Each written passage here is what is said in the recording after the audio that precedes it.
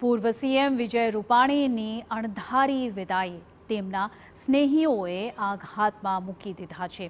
દુર્ઘટનાના 70 કલાક બાદ તેમના ડીએનએ મેચ થયા અને આજે સિવિલ હોસ્પિટલમાં પરિવારજનોને તેમનો પાર્થિવ દેહ સોંપવામાં આવ્યો। સીએમ ભૂપેન્દ્ર પટેલ, ગૃહ રાજ્યપ્રધાન હર્ષ સંઘવી સહિતના નેતાઓ આ સમયે ઉપસ્થિત હતા। પાર્થિવ દેહ સોંપાતા જ રૂપાણીજીના પત્ની અંજલિ ભાંગી પડ્યા હતા।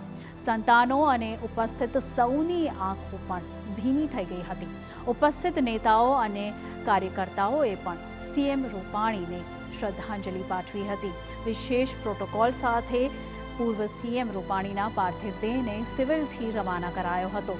એરપોર્ટ ઝંડા સર્કલ પાસે અમદાવાદ ભાજપ દ્વારા વિજય રૂપાણીને અંતિમ વિદાય અપાઈ હતી અને પુષ્પાંજલિ કરાઈ હતી। હવાઈ માર્ગે પાર્થિવ દેહ રાજકોટ પહોંચ્યો અને ત્યારબાદ રાજકોટમાં વિજય રૂપાણીની અંતિમ યાત્રા નીકળશે અને ત્યારબાદ સાંજે 6 કલાકે અંતિમ વિધિ સંપન્ન કરવાની પ્લાનિંગ છે। અને તો આપને જણાવી દઈએ કે અત્યારે તમામ જે સ્થિતિ છે અંતિમ દર્શન માટે કેન્દ્રીય ગૃહપ્રધાન અમિત શાહ ત્યાં પહોંચી ગયા છે।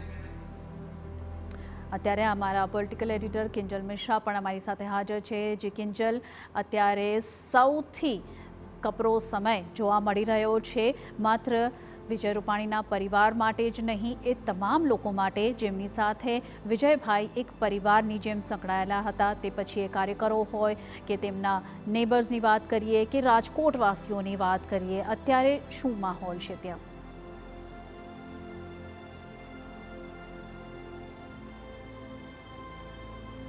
રાજકોટ એ જગ્યા, રાજકોટની એ ધરતી કે જ્યાં ક્યારેક વિજયભાઈ રૂપાણીના રોડ શો થતા હતા।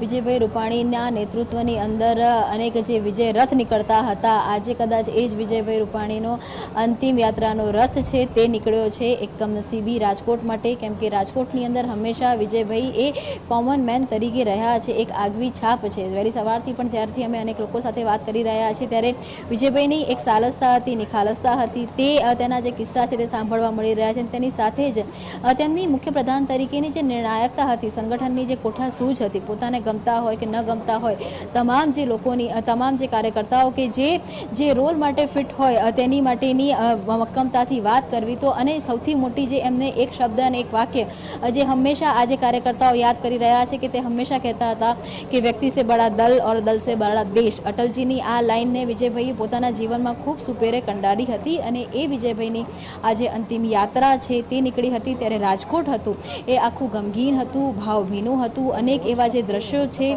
તે જોવા મળ્યા કે જ્યાં લોકોની ભાવુકતા હતી એ જોવા મળી। અને નીરુ, આ જે ખોટ છે તે ખૂબ મોટી ખોટ સ્વાભાવિક રીતે ભાજપ માટે પણ છે, એક મોટો ઝટકો ભાજપ માટે પણ છે, એ અણધારી વિદાય ભાજપ માટે પણ છે। ને એ જ કારણથી આપ જુઓ કે સમગ્ર જે મંત્રીમંડળ હતું, સ્વાભાવિક છે કે જેટલા લોકોને મૃત્યુ થઈ છે તેની માટે પણ ખડે પગે જે વહીવટતંત્ર દ્વારા કામ કરવામાં આવ્યું છે, પરંતુ જે રીતે અંજલિબેનને જે દિલસોજી આપવામાં આવી તેમના પરિવાર સાથે ખડે પગે આખું જે મંત્રીમંડળ છે તે ઊભું રહ્યું। આજે પણ આપ જુઓ કે કેન્દ્રીય ગૃહપ્રધાન છે અમિત શાહ તે આવી ગયા છે, તેમની સાથે ભાજપના રાષ્ટ્રીય અધ્યક્ષ જેપી નડ્ડા છે તેમના નિવાસસ્થાને છે, ભાજપના પ્રદેશ પ્રમુખ CR પાટીલ છે તે તેમના નિવાસસ્થાને છે, મુખ્યપ્રધાન ભૂપેન્દ્ર પટેલ ઉપસ્થિત છે।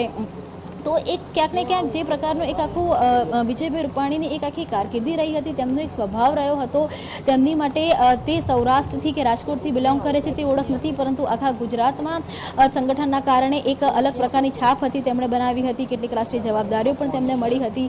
પંજાબથી પણ જે લોકોને આવતા, પંજાબના નેતાઓને આવતા, કાર્યકર્તાઓને આવતા અને વાત કરતા જોયા છે। એટલે ખૂબ મોટી જે ખોટ છે તે અત્યારે જોવા મળી રહી છે અને જે રીતે આ સમયમાં પણ વિલંબ એટલે થઈ રહ્યો છે। 6 વાગ્યાનો જે સમય હતો એ પાર્થિવ દેહની કહી શકાય કે પંચમહાભૂતમાં વિલીન થવાનો સમય હતો, પરંતુ જુઓ કે 6:30 થઈ ગયા છે નીરુ અત્યારે, અને હજુ સુધી જે અંતિમ દર્શન છે તે ચાલી રહ્યા છે કેમ કે લોકોનો ખૂબ મોટો મેળાવડો છે। હાલાકી છેલ્લા 2 દિવસથી ગાંધીનગરના નિવાસ સ્થાને પણ આ જ રીતે લોકો હતા એ સતત આવતા હતા, અંજલિબેનને દિલસોજી દિલાસો આપવાનો પ્રયાસ હતો એ તે કરતા હતા।